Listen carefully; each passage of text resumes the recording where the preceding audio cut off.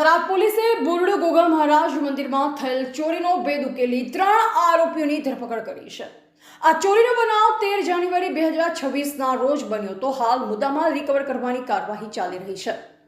બોરડો ગામમાં આવેલું ગોગા મહારાજનું મંદિર રબારી સમાજ સહિત આસપાસના ગામોના લોકો માટે આસ્થાનું કેન્દ્ર છે।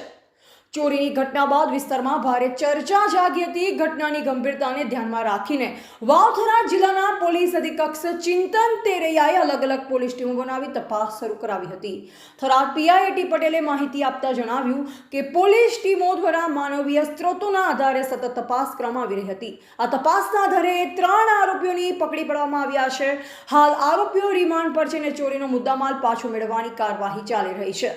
પકડાયેલ આરોપીઓને બોરડો ગામે લાવવામાં આવ્યા હતા। પોલીસે ઘટના સ્થળે ચોરીના બનાવનું રિકન્સ્ટ્રક્શન કરાવી ચોરી કેવી રીતે થઈ હતી તેની વિગતો મેળવી હતી।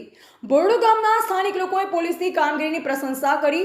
ગ્રામ લોકોએ થરાદ પોલીસ સ્ટેશનના પીઆઈ એટી પટેલ અને તેમની ટીમે કરેલ પ્રશંસનીય કામગીરી બદલ આભાર વ્યક્ત કર્યો હતો।